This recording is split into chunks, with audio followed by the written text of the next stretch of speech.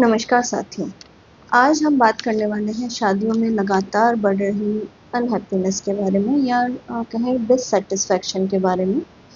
ये तो आप सब लोग भी देख रहे होंगे, आप सबका भी ये ऑब्जर्वेशन रहा होगा कि हाल ही में कुछ सालों में जो शादियां हुई हैं, उनमें झगड़े बहुत जल्दी शुरू हो जाते हैं और कपल्स एक दूसरे के साथ मैनेज करना नहीं चाह रहे हैं और वो कभी-कभी तो वो सेपरेशन की लिमिट तक उनका रिश्ता पहुँच जाता है। या हो सकता है आप जो वीडियो देख रहे हैं उनमें से कुछ कपल्स ऐसे हों कि जिनका रिश्ता इसी कगार पर है। तो इस डिससैटिस्फैक्शन के या शादियों में नाखुशी के कई कारण हो सकते हैं और होते भी हैं। लेकिन आज मैं जिस टॉपिक पे चर्चा करूँगी, वो इसका मेन रीज़न है कि शादी में क्या सबसे बड़ा कारण है जो कि शादी का विलन बना हुआ है। और वो रीज़न है कि लड़का-लड़की की एक दूसरे से हाई एक्सपेक्टेशंस। और एक्सपेक्टेशन ये होती है दोनों पार्टनर्स की कि मेरा पार्टनर मुझे खुश रखे। अब ये ऐसा मुद्दा है जिसमें कि ये एक्सपेक्टेशन या डिज़ायर ही नहीं होती कि मेरा पार्टनर जो है उसको चाहिए कि उसको खुद के स्पाउस को खुश रखना चाहिए। इसमें चाहिए जैसा नहीं है, उसको खुश रखना है।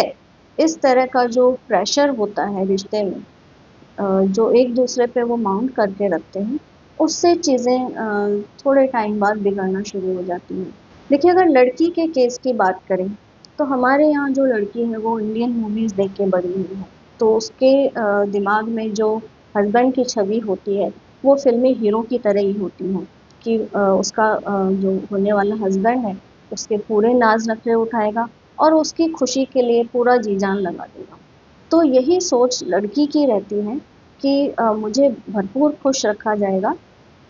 चाहे से उसने अपने मदर फादर की ओके सी शादी देखी हो या उसमें वो ये भी ऑब्ज़र्व कर रही हो कि मेरी मदर को बहुत सारे एडजस्टमेंट करने पड़े।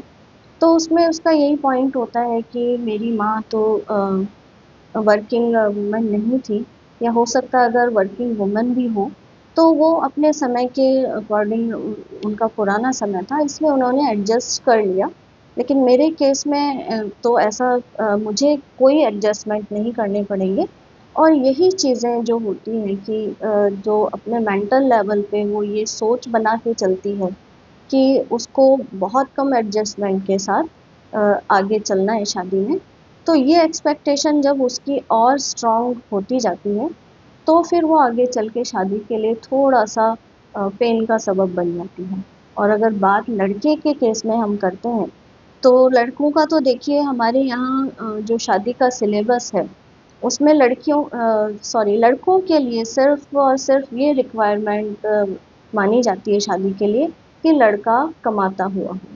बाकी उसको शादी के लिए और कुछ भी तैयारी नहीं करनी है, क्योंकि लड़के को तो ये पता है कि उसका सारा काम अभी तक उसकी माँ कर रही थी। तो उसके माइंडसेट में ये रहता है कि जैसे अभी तक मेरा सारा काम मेरी मदर कर रही थी और मेरे पिताजी का सारा काम उनकी वाइफ़ करती हैं जो कि उसकी मदर है। तो आगे आने वाली लाइफ़ में जबकि उसकी शादी हो जाने वाली है, तो वो चीज़ें ऐसे ही मैनेज होती रहेंगी और उसकी लाइफ़ में सारे जो चीज़ें स्मूथली फ़ंक्शन करती रहेंगी। इसलिए उसको अपने लेवल पे कुछ भी चेंज करने की या कुछ भी अलग से एफ़र्ट लगाने की कोई ज़रूरत नहीं है, क्योंकि लड़कों के केस में उन्हें चाय और मैगी के आगे कुछ बनाना आता नहीं है। रूम अपना वो सही से रखना जानते नहीं हैं। उनके कपड़े किस तरह से अरेंज अपने आप से करके रखने हैं, वो उन्हें कभी सिखाया नहीं गया और वो इसी एक्सपेक्टेशन में रहते हैं कि मेरा सब काम आगे आने वाली लाइफ में मेरी वाइफ को ही सँभालना है। क्योंकि ये सारे काम जो घर के हैं या घर मैनेज करने के हैं, वो लड़कों के थोड़े ना होते हैं। एक फीमेल दूसरे को पास ऑन करेगी और मेरी तो चीज़ें सही से हो जाने वाली हैं। अब जब शादी के बाद की लाइफ लड़का और लड़की दोनों देखते हैं कि वैसा तो कुछ भी नहीं है जैसा कि वो लोग सोच रहे थे, तो उनको थोड़ा-थोड़ा अपनी लाइफ से डिससैटिस्फैक्शन आना शुरू होता है। अब क्योंकि लड़के की डिज़ायर होती है कि जैसा मैं चाह रहा था, उसके अकॉर्डिंग मुझे चीज़ें मिलें, और लड़की की भी यही इच्छा होती है कि सारी चीज़ें अगर मेरे हिसाब से मैनेज हो जाएँ, तो अच्छा होता। इसके चलते वो दोनों एक-दूसरे पर चीज़ें अपने फ़ेवर में कराने के लिए थोड़ा-थोड़ा प्रेशर डालना शुरू करते हैं। अब ये थोड़ा-थोड़ा प्रेशर जब बढ़ के ज़्यादा होता है और जब चीज़ें उनके कंट्रोल से बाहर निकलने लगती हैं, तो फिर वो एक-दूसरे के एक्शन को, एक-दूसरे की बातों को फिर कंट्रोल करके या उनको अपना प्रेशर देके अपनी बात मनवाना चाहते हैं। और इन्हीं छोटी-छोटी चीज़ों से शुरुआत होती है छोटी-छोटी किट-पिट की, फिर छोटे-मोटे झगड़ों की, और फिर यही चीज़ें बड़े झगड़ों में तब्दील हो जाती हैं। और ये झगड़े जब बहुत ज़्यादा बढ़ जाते हैं, तो किसी पॉइंट पे आके कपल ये सोचने लगता है कि उन्होंने तो सोचा था कि शादी के बाद पार्टनर उनको खुश रखेगा, मगर ऐसा तो कुछ नहीं है। खुशी तो उनको मिल ही नहीं रही है पार्टनर से।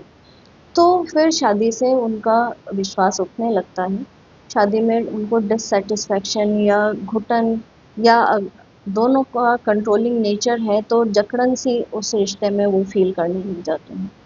तो इस केस में कपल को ये करना चाहिए कि बजाय ये सोचने के कि अ, मुझे मेरे पार्टनर से क्या खुशी मिल रही है या मेरे पार्टनर को मुझे खुश रखना चाहिए, ये सोच के बजाय अगर दोनों पति पत्नी एक दूसरे के लिए ये सोच रखें कि मैं अपने पार्टनर के लिए क्या कर सकता हूँ, उसको किस तरह का सपोर्ट मैं प्रोवाइड कर सकता हूँ, थोड़ा बहुत चीज़ों को एडजस्ट करके, थोड़ा बहुत चीज़ों को अपने लेवल पर मैनेज करके हम कैसे दोनों एक दूसरे के साथ अपनी गृहस्थी आगे चला सकते हैं, तो चीज़ें थोड़ा-सा स्मूथ तरीके से आगे बढ़ सकती हैं। देखिए, किसी भी रिलेशन में जो म्यूचुअल सपोर्ट जो कि इस रिश्ते में तो बहुत ही ज़रूरी है, साथ ही साथ प्यार और सम्मान भी बहुत ज़रूरी है, जो कि अगर एक दूसरे को पार्टनर्स देते रहें, समय-समय पर उनको प्यार जताते रहें, एक दूसरे की भावनाओं का सम्मान करें, एक दूसरे को कुछ भी गंदा बोल के, गलत बोल के उनके सेल्फ रिस्पेक्ट को हर्ट ना करें। और अगर पार्टनर से उनको सपोर्ट मिल रहा है, तो उसके लिए दोनों तरफ से ग्रैटिट्यूड की भावना हो, और ये ग्रैटिट्यूड की भावना बहुत ज़रूरी है, क्योंकि हम रिश्तों में ये मान लेते हैं कि हम एक रिश्ते से बंध गए हैं, तो इसका मतलब ये है कि हमारा उस रिश्ते पर पूरा अधिकार है, और ये अधिकार हम इस तरह से मानते हैं कि हम उस रिश्ते पे या उस व्यक्ति पे रूल करने के काबिल हैं। तो जहाँ ये रूल करने की सोच पैदा होती है, तो फिर उसमें प्यार कम होता जाता है। तो रिश्ते में थोड़ा ग्रैटिट्यूड रखें, समय-समय पर अपने पार्टनर को शुक्रिया बोलते रहें, ना भी बोलें तो अपनी भावनाओं से उसको जताते रहें, और ये हर रिश्ते की डिमांड है। तो अगर इस तरह से चीज़ों को आगे लेके चलेंगे, तो शादी में अनहैप्पीनेस कम होगी और लड़ाई झगड़े कम होंगे। तो देखिए, मैं ये नहीं कहूँगी कि फिर भी शिकायतें या इस तरह का नहीं रहेगा कपल के लिए। देखिए, थोड़ा बहुत तो नोक-झोंक, लड़ाई झगड़े थोड़ा बहुत तो लाइफ़ में लाइफ़ का रूटीन है, नहीं तो लाइफ़ एकदम बॉइल्ड वेजिटेबल जैसी हो जाएगी बिना मिर्च मसाले के। तो थोड़ा बहुत तो उसमें इस तरह का तड़का तो लगता रहे, तो लाइफ थोड़ी हैपनिंग लगती है। उसके बिना तो लाइफ का कोई मज़ा ही नहीं है। लेकिन बहुत ज़्यादा उसमें कड़वाहट घोल के और अपनी लाइफ को एक गलत या गंदे तरीके से बिताने का तो कोई पॉइंट नहीं है। इसलिए आपस में प्यार रखिए, सम्मान रखिए, ग्रैटिट्यूड रखिए और सपोर्टिव बने रहिए, तो आपकी शादी एक हैप्पी मैरिज साबित हो सकती है। आपको मेरा वीडियो अगर पसंद आता हो, मेरे विचार अच्छे लगते हैं, तो वीडियो को लाइक ज़रूर कीजिए, और इस वीडियो को आप ज़्यादा से ज़्यादा अपने फैमिली के साथ शेयर कीजिए, थैंक यू।